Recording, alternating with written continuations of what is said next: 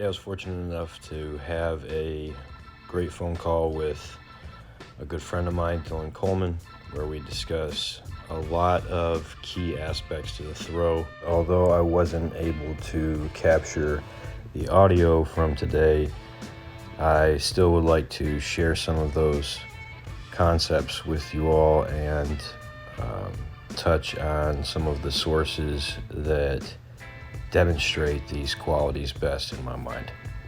The first thing that I wanted to bring to Dylan's attention was his initial head position and then his head position relative to his hips and front shoulder thereafter as he began his stride toward the target.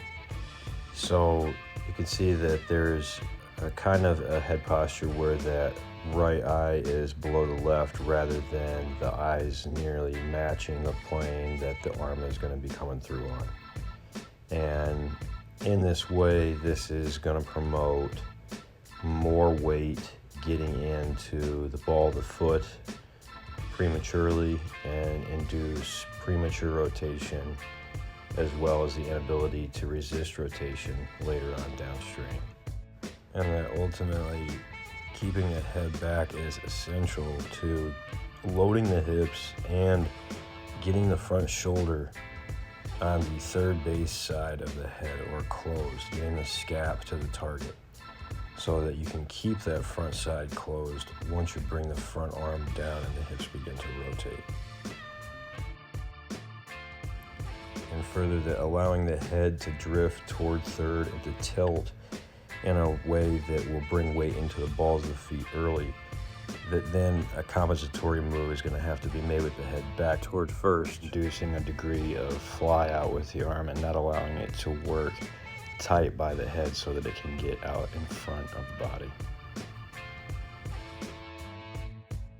Couple this concept with the idea that ultimately keeping the head back over the hips and not allowing it to drift toward third base is going to facilitate counter rotation during the arm swing phase. Very similar to what you would see with the golf swing, that it's almost as if the arms are turning the torso closed or maintaining closure through that stride portion. And of course, that one can see the similarity between getting the lead hip behind impact or behind release point in the throw. Very much the same, golf swing to throwing, and something that cannot be achieved if there is rotation away from the ball or away from the club early in the swing or throw. Here we discuss how there are some guys like Chapman who actually will make a move where the head is first forward positioned over the knees and rock back into that deep-seated position. Couple things to point out: that on many hard throwers, him included, that shin stays vertical, very similar to what you would see in a wall sit position. And what this facilitates is all the energy from hip rotation working down the target line. Here I discuss how ultimately whatever strategy you use, whether that is an early drift like you would see with Bauer or Clemens and a dropping of that front side, also you see that with Chapman, that whether it's that or whether you are simply initiating that from the apex of leg lift by allowing the hips to lead out ahead, that it's really the hips starting to move down the slope and controlling that linear momentum that you're able to create by anchoring the head in its position over the back hip.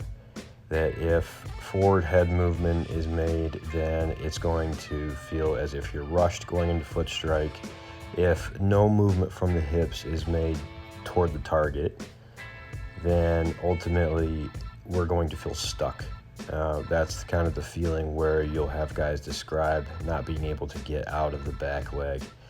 But all of this being performed maintaining head position and allowing the throw to be started with the hips and maintaining that closure is going to, on its own, create the necessary counter rotation and the available leverage within the front arm to use that and allow the hips to then almost work counter back up the slope later on in the throw as a counterweight. So there is no fear then of not being able to get the hips back. We've tapped all of those sources of energy, momentum, as well as position by allowing the hips to lead out ahead. Here I also discuss the strategy of delaying handbrake and use Mason Miller as an example to demonstrate how the head and the hands are almost just going to stay anchored while the hips and the rest of the body start to build torque, moving toward the target, yet staying within that load in the back leg. I think that's what I do better than a lot of guys. I stay in my back leg longer before my hips go and my shoulders go. So that's just, allowing all that power to build in that back leg before it explodes up the chain. And by allowing the ball to stay in the glove basically as long as possible and the head to stay over that same area in space. And finally, the GOAT himself talking about some of the things he feels with his hips and direction while he's moving. You come from here, you want to keep all this in line, and then you go and you land in a 45 degree. Your cleats are designed to actually break the ground and keep you in line. Instead, this kid is open this way.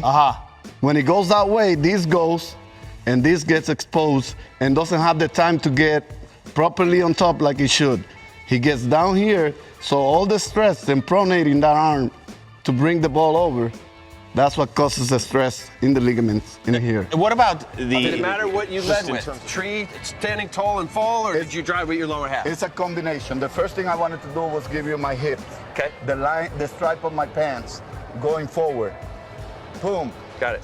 Elbow, eyes, and everything. And then ride the slope of the mound and make sure that I landed in a 45 degree with my toes so that I could have the flexibility to bend that knee at the time I release the ball, because that will force me to hold the ball for longer and actually bring it down. We talked about this yesterday.